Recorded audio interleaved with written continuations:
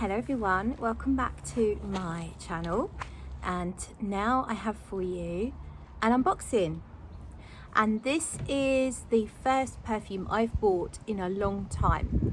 I had a bit of a break from perfume buying, perfume sampling in general for a while over the summer. Not an intentional thing, I just got really busy. I was paddleboarding a lot and that was my thing, and I was just completely obsessed with it. So any perfume videos I made were kind of things that I already had, or I don't even remember what I've done, what videos I've made in the hope of the summer. I have no idea, but I still made a few videos for sure, but I was quite inconsistent. Anyway, I'm back because what happened was, and there's a video on this, I ordered some samples from Jo Voigt. I finally I guess as the weather started turning and the opportunities to go paddleboarding are less, I turned back to perfume with a vengeance, and I ordered some samples from Jo Voigt and I spoke about them. I did a sampling session of them, made a video of it, and afterwards fell in love with one of the perfumes, and that perfume I have here now. So it's in the title, so there's no point me pretending that you don't know what it is. So this arrived today. It's come from Italy because Jo Voigt were actually out of stock of Blanche Bete on their site, and so I had to search around and I found it on eBay. And let's just, packing peanuts coming out, they're going to be all over the garden. Great. Oh, they've sent a sample, that's nice. Oh, we've got a couple of free samples in here. I will show you those in a minute. So I think, although I got it on eBay, I believe that they are an online store. I think they're called Matteo or something like that. So the samples they've sent me are a Desert Suave, and it's a Boho Boko wet cherry liquor. Which I've heard people talk about. I'm not expecting to be impressed. I don't know why I've got a prejudgment. Never tried anything from the brand. I have a feeling I just have a feeling, and I guess I can find out if I'm wrong or right in a minute. I have a feeling that they are going to be quite synthetic, we shall see. But the Desert Suave, interested in that. I don't know anything about that, but the main thing here is, of course, Blanche Bete from Liquid Imaginaires. I got this slightly cheaper than retail. Retail in the UK is £230 for 100ml. Quite a lot. Not something I was planning on buying. I've been interested in Blanche Bete for a long time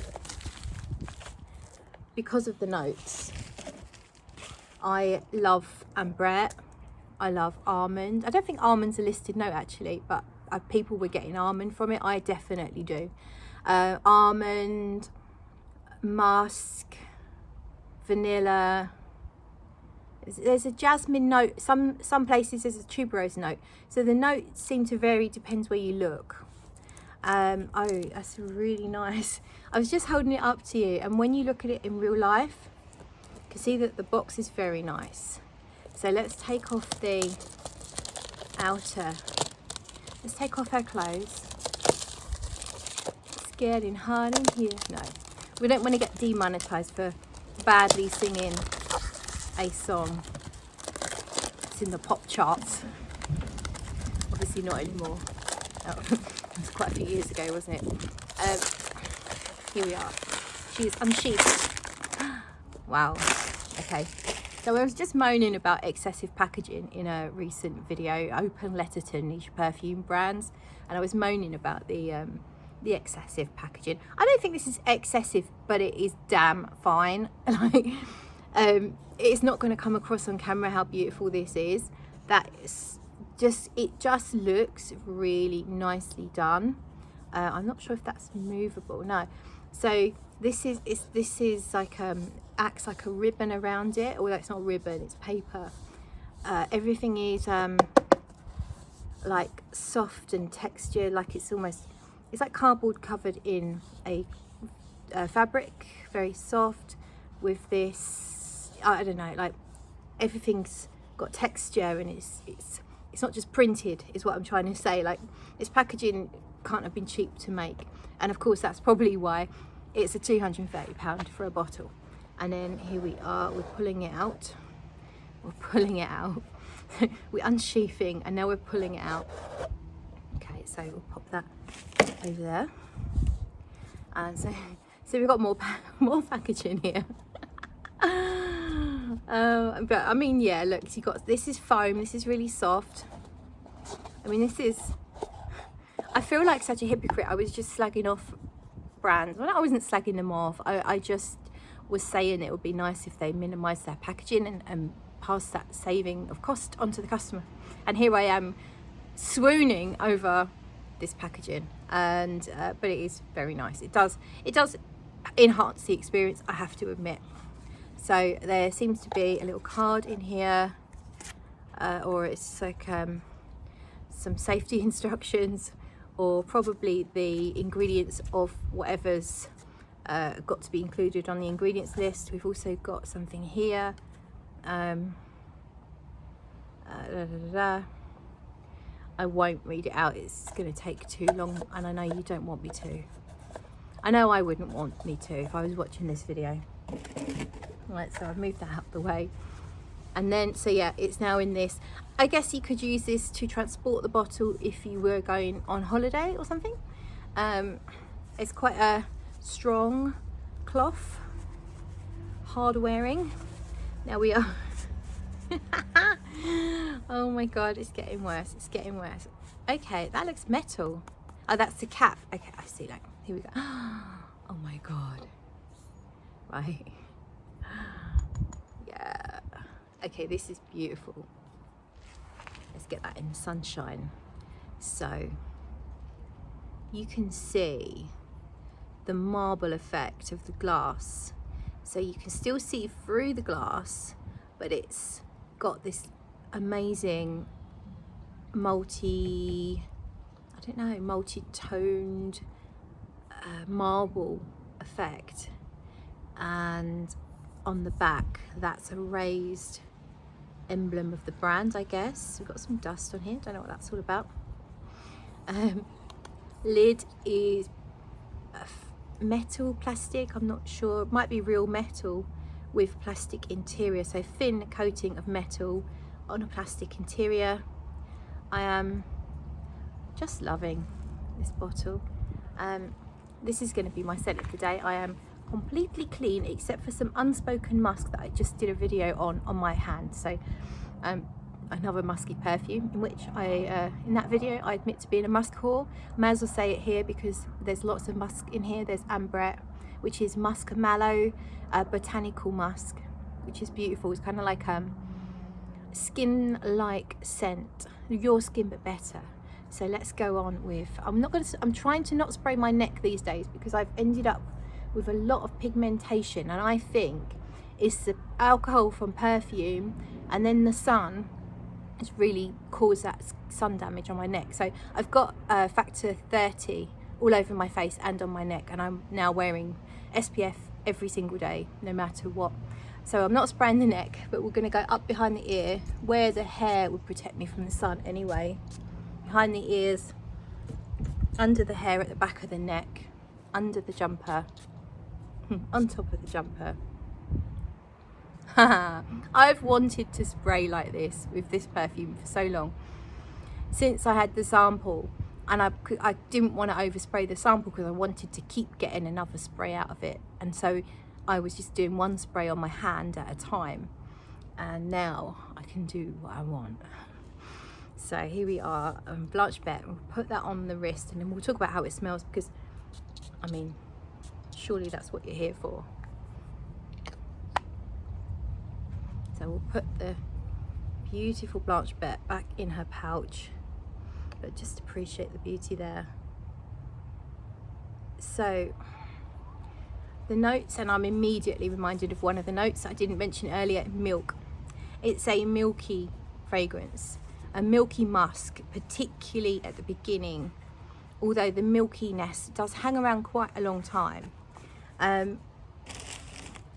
milky almost virgin on a like a cream, almost a little like slightly soured milk. So it's there's quite a presence to this milky note in here. If you know, there's a fragrance that's now discontinued by Issey Miyake, Feu d'Issey, it's called, like Fire of Issey, and that had a very strong, slightly soured milk note. And I would say that it's a very similar, if not the same, milkiness that's in here. And there's a slight almond facet. I think there might be a heliotrope note which would give it that. I'm not sure. But it definitely comes off reasonably almondy on my skin, but in a very ethereal way. So nothing feels very thick and heavy and cloying. So it doesn't smell like I've got marzipan on my skin. It's more of an almond essence that's diffusive, like you drop almond essence on a warm surface, and then the heat makes it rise and diffuse into the air. There's a little sweetness here, but this is not as sweet as people might imagine from the notes, because you've got vanilla and you've got the almond, and what else? There is a jasmine or maybe a tuberose note in here, and we'll come back to that in a minute. I think there's some other sweet notes, but definitely the milk. I'd say the milk is quite important in this fragrance. Milk and the musk, and obviously Ambrette, musk, interchangeable. Difficult to, I can't tell you, I can smell the musk and I can also smell the Ambrette. That would be absolute BS. I smell a musky, overall musky feel in a clean way. But when you first spray it, I do get a little hint of a funk, or I certainly did before. But I'm not sure if I'm getting it now. Mostly I get the milk and the musk and the almond. I would say, whether you read the notes from one site or another, whether you read jasmine, whether you read tuberose, don't really expect to pick up a specific white floral like that. There's a hint of a white floral here, but it's a nondescript white floral that's mingling with everything in a very gentle way. It is not like a tuberose that's punching you in the face. It's not like a jasmine that you can smell on the breeze in the Mediterranean.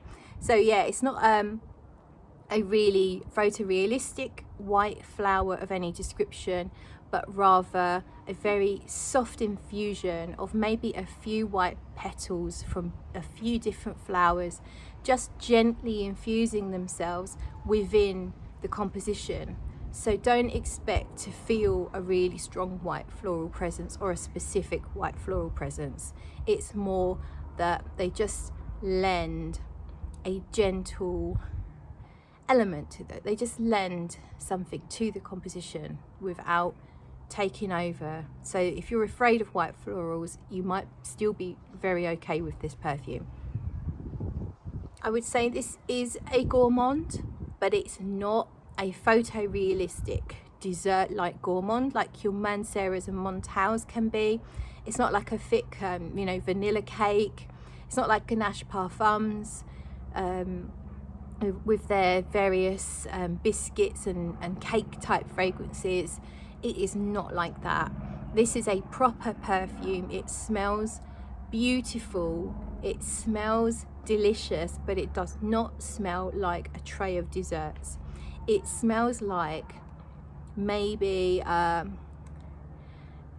dessert and some steamed milk, and then some clean laundry and maybe a vase of just a couple of flowers in the distance with a sprinkling of powdered vanilla in the air, magic dust in the air around you. It is amazing. I wasn't gonna spend £200+ on a perfume on a whim for no good reason. That's not what I do.